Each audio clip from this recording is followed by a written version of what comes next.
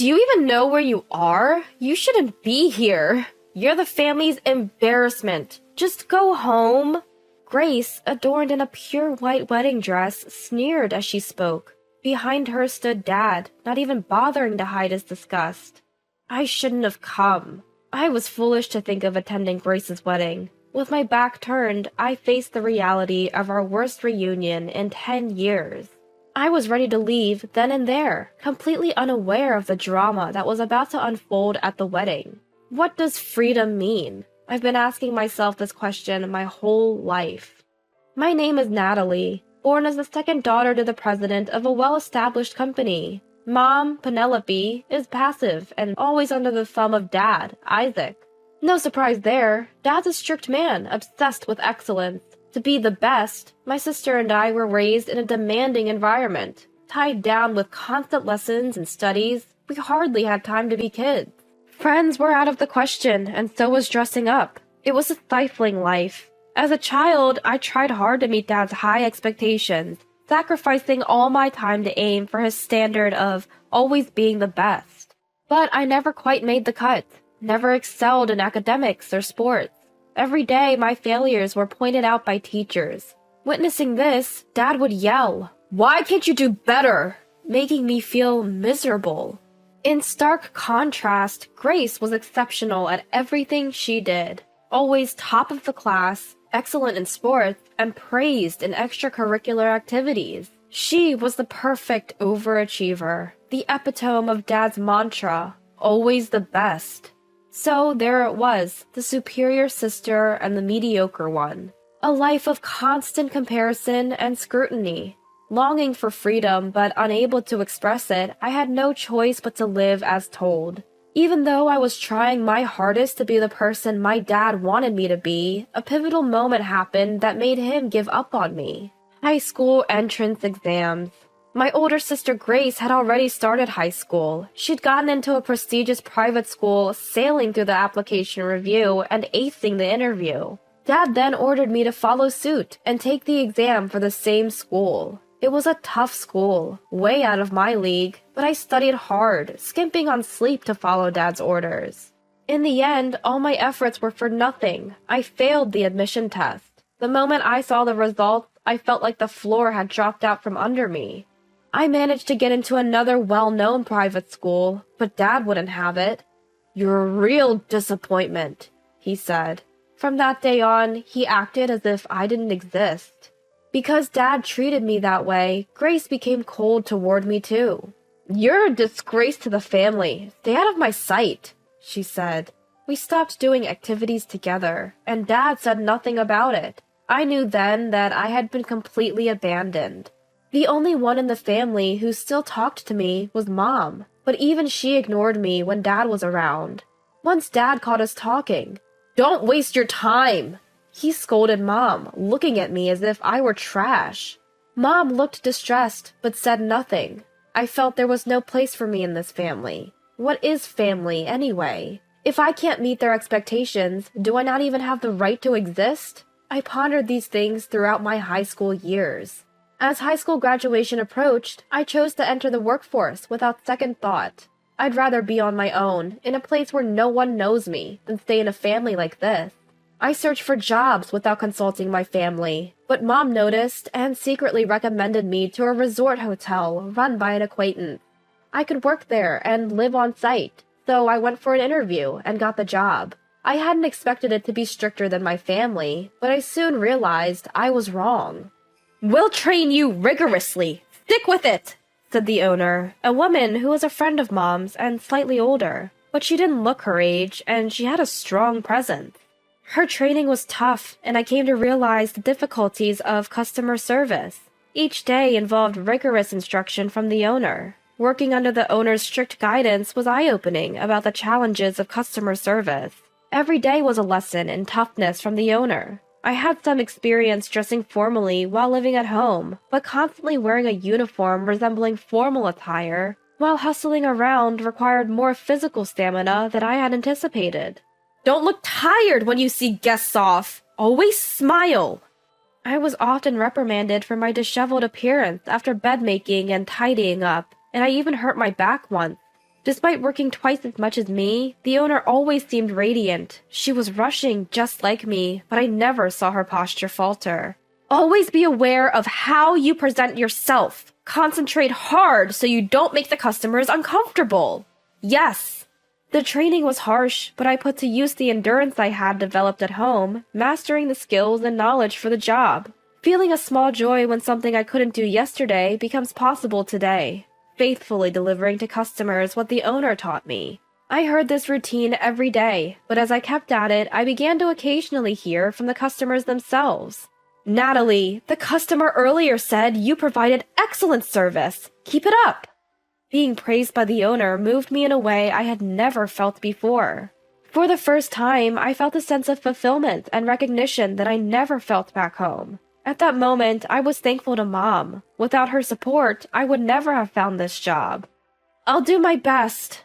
I found a sense of accomplishment in this job that I had never felt before. Around 10 years after leaving home, I got a message from Mom saying, Grace is getting married. I hadn't been in touch with Dad or Grace since I left. I hadn't even shown my face back home, but I had been in contact with Mom once or twice a year. I was slightly surprised because Mom hadn't mentioned that Grace was engaged, but honestly, I didn't really care. I won't attend. Dad and Grace will probably not want me there. I didn't tell Mom. I don't want to see them either. Don't say that. It's a once-in-a-lifetime event, and I want to see you, Natalie. I tried to decline multiple times, but ended up reluctantly agreeing after Mom persuaded me. The venue was a top-tier luxury hotel. Probably Dad's doing, I thought. The groom Samuel was the son of a CEO of a top-tier company. Clearly someone Dad would like. The attendees were the type Dad would approve of. The event was extremely lavish. As much as I wanted to avoid them, when I entered the green room to greet them, both Dad and Grace glared at me with contempt. It was clear they despised my presence. I expected it, so I didn't care. However, Mom, who had invited me, tried to smooth things over. I invited Natalie because it's a special ceremony. I wanted the whole family to celebrate together. Why did you come? There's no seat or meal for you, Natalie. Ignoring Mom's feelings, Grace was cold towards me. Her attitude had worsened since we last met. Do you even know where you are? This isn't a place for someone like you. So who is allowed here? Is there a rule that says only those approved by Dad can be here? Replacing the silent Dad, Grace continued to spew hateful comments. Then she dropped the last straw. The family disgrace should just leave. Fine, I'll go. I shouldn't have come. I knew this would happen. Regretting my decision to come, I heard, Natalie, wait! I want to talk to you more. Can you wait for me at that cafe for a bit? The mom who followed me seemed to have shrunk since the last time I saw her. I felt a sense of nostalgia looking at her aged appearance. I was happy to see my mom after so long. I decided to kill time in the hotel cafe, just like she told me to. There were no other customers in the cafe where the ceremony was being held.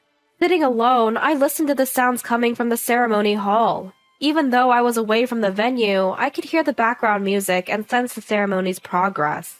The liveliness of the venue contrasted sharply with the silence in the cafe, making me feel miserable. What am I doing here? Sorry, Mom, but I really should leave. I never wanted to attend in the first place. Deciding to act, I head to the waiting room to inform my mom that I'll be leaving, just as they're preparing for the reception. That's when I heard voices that didn't suit a wedding ceremony. Peeking into the waiting room, I saw Samuel and Grace arguing with the planner. The planner also seemed flustered. Your mistake will affect our reputation. Fix it! We didn't. The ceremony is already underway. From the conversation, it seemed that the chairman of a major client company of Samuel's firm had suddenly decided to come give his greetings at the wedding. They hadn't prepared any meals for him since he was initially unable to attend due to a business trip. They confronted the planner, urging them to find a solution. Good for them, I thought. They're learning the hard way that not everything can be prepared at the last minute. The planner would likely want to accommodate the changes, but the ceremony had already started, making it difficult. Both my dad and mom were engaged in the conversation, making it impossible to interrupt. I should slip away in this chaos, I thought. But there, right in front of me, was the planner, overwhelmed by various people. I can't let this wedding fail at my hotel. Hey, wait a second. Natalie, you're still here? Get out! Grace yelled at my sudden appearance. But at that moment, the planner's face, which had been pale from being cornered, lit up. Manager! At that word, even Grace, who had been yelling, looked surprised. That's right, I am the manager of this hotel. I oversee all of our hotels, as I was put in charge after the resort hotel I first worked at expanded its operations. The planner being cornered was my subordinate, Claire. Ignoring the surprised Grace, Dad, and Mom, I gave instructions to Claire. Claire, prepare a seat quickly. As for the food, the ceremony hall kitchen alone can't handle it, right? Tell me the menu. Upon hearing the instructions, Claire immediately sprang into action. She handed me the menu for the dishes to be served at the ceremony and headed to the venue to prepare the seating. Once I saw that the venue setup was underway, I took a look at the menu. Because the meals for the ceremony are by reservation only, I doubted anything could be changed. So I headed to the restaurant that's part of our hotel. After consulting with the chef, he agreed to prepare the meals, solving the problem right away. Although we can't offer the same dishes as everyone else, I'm confident no one will be disappointed with the high-end cuisine from our hotel's restaurant. Well, that settles it. We're good to go. As I conveyed this, Dad and Grace had complex expressions, but Samuel and Mom were absolutely delighted.